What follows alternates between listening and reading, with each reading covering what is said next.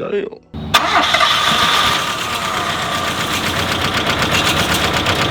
Okay, well, it starts. Now we gotta figure out the misfire. Reminds me of my Miata all over again. This is exactly what my Miata did. So we're out here with another day of 323. It's funny because the intro was pretty much the first thing I diagnosed and then the car started. So normally this would be a surprise. Yes, the car starts and the car runs. However, it's not running great. I am thinking it's something related to do with, I want to say, the spark plugs and the ignition timing right now. The only plug I'm having luck with actually working when I pull the plug is cylinder 4, and I just cleaned that spark plugs. The old spark plugs are in this right now because I did fog the cylinders, so I wanted to run the old plugs first, and then I know the ignition timing was messed with from the from a long time ago. So those are the two things I'm going to be tackling right now, and hopefully we get some good results out of that. My objective today is to get this running on perfectly on all fours and try and get the car to move even though the tire's flat, but I want to see if I can get into gear and move it, which I should be able to. That's our objective today. Move under its own power. So plug 4 is the only one that's, from what I can tell, running properly.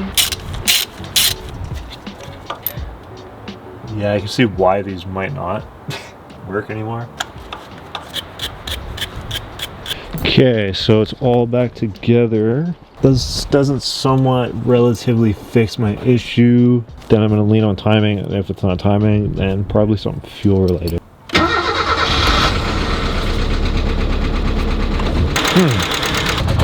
Still got the putt-putt coming, so gotta dive into this a bit more. Okay, so it is very clacky. Lifters, 27 years of sitting, no good. Timing is, I think I said it properly. I think that's good. It seems to be running on all fours now. So our temp gauge is going up, which is good, because I think this is how I overheated my MX-3, because the temp gauge wasn't working. Fun fact, bird flew in here. The bird literally came underneath the car, hopped up in here and flew in here. So there's remnants of bird shit spot. A bird has shat in this car. I can give it a rev. It's very responsive. This is how I know we're firing on all fours now. This is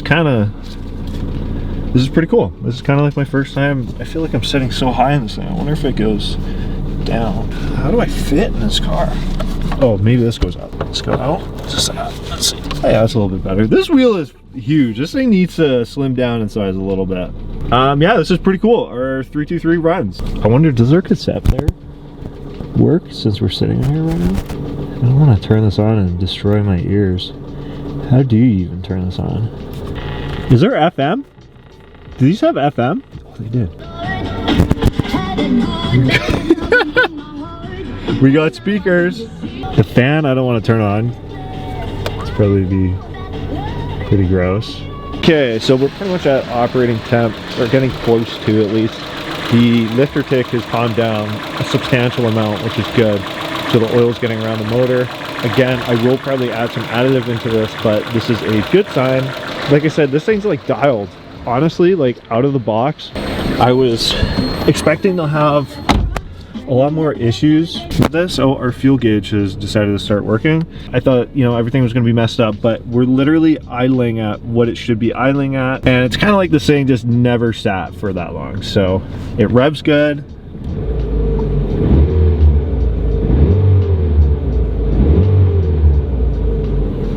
Okay, so since it runs, I want to try and get it to move, which involves engaging the clutch, which hasn't moved or touched the flywheel in how many years? The tire is completely flat, but I want to stress test it.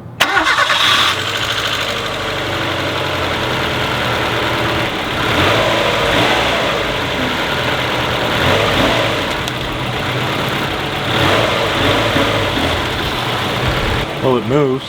Now what? I love how it like started up right away. It sounds really, really good right now.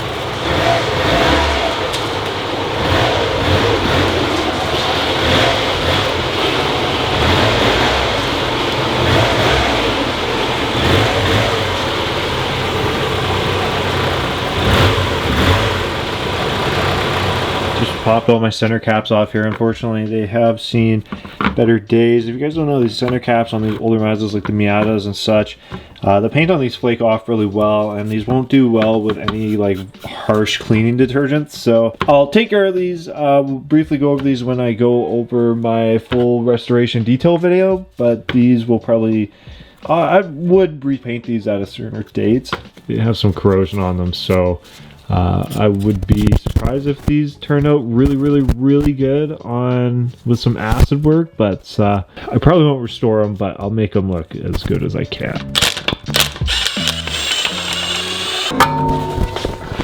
And just in case you guys don't know, because I did check a long time ago, these tires are dated. These ones are 98, so 1998s. So overall, the pad life doesn't look too bad on these generally.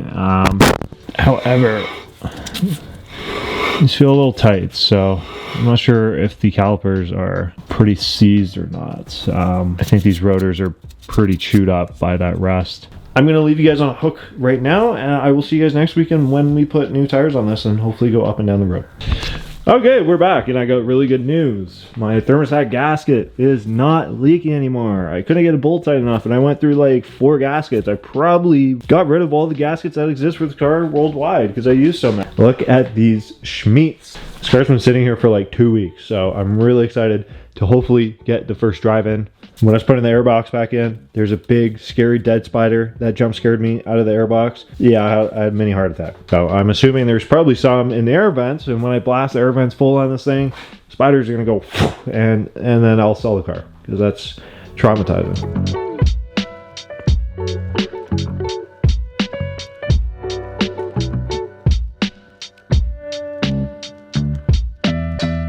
Okay, so I don't think anything has changed. I think I put everything back.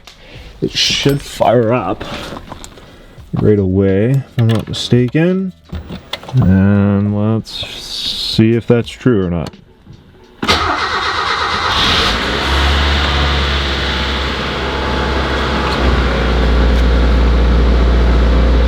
Not bad.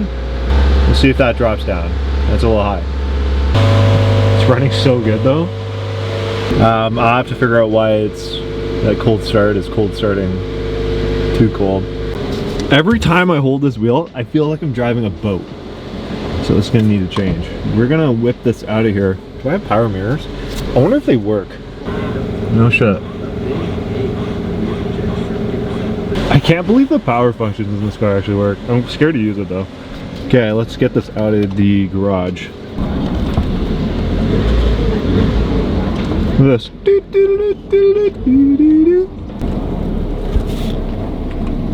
I feel like I'm driving a fishbowl right now. Like it's so. I'm kind of scared to bring this out onto the road. All right. Well, let's see if we die.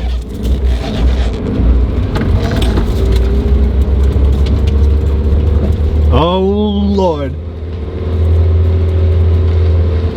It do be driving. This thing's dialed. Shift. Good.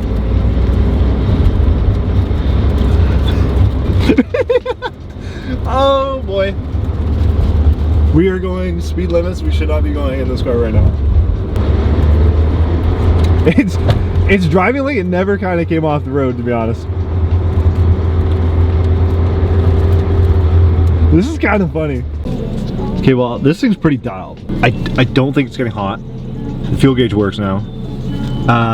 It idles great, and it's driving. I just need to do these brakes. So yeah, is that the video? Like, I can't drive it yet because of the brakes. But I think once the brakes are done, this will be dialed. But the brakes are gonna be another video, and I did get those in. I'll go show you those. Let me shut this off. Regardless, this is how the car sits now with these tires on it, and it feels pretty good. Like I said, the alignment's off a little bit. The suspension feels okay. It's in like cruise mode in the electric damping, which means it would be the softest. It's a little soft.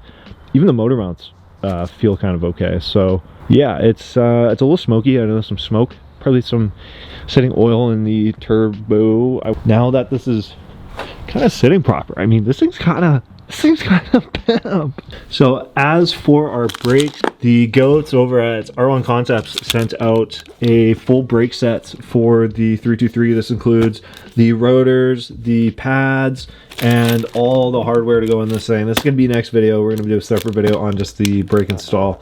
R1 also hooked up the speed with the drilled and slotted. This is just a regular set of their OEP, so their OEM Plus set. This is going to get rid of the nasty brakes that are currently on the car.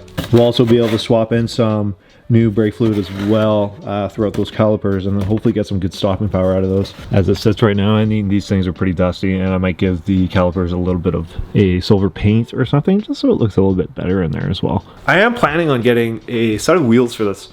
I'm looking at the auctions every day right now. It's really hard to find the specific size that I need. But if I do open up those wheels, I want the inside to look pretty nice. With those calipers, with the rotors and the pads, it's going to look really nice in there. I want those calipers to shine a bit too. So like I said, I might do that silver paint. As far as this goes, this video was dedicated to driving the car. So I think I'm done today. And I want to get started on those brakes right away. So I think as I end this, the car's coming back in here. I'm going to start on those brakes. I want to make sure those calipers are dialed, because if they're a little seized, then I might have to replace them, or if some hardware is rusted, that's not good either. So we are successful today. I'm super stoked with this thing running. I mean, I'll say that every video. It's been 27 years.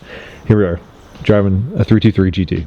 So thank you guys for watching today's video. If you guys enjoyed, make sure to subscribe and leave a like on the video and comment down below. And subscribe if you want to see more of the 323 GT restoration project. I'm so stoked. I'm gonna go rip this thing after the brakes. I'm going to drive. We're gonna go drive it. We're gonna go on the maiden voyage. But brakes first. Brakes, we're gonna do the brakes. So I'll see you guys next time when we do the brakes. Keep it real. I'll see y'all in the next one.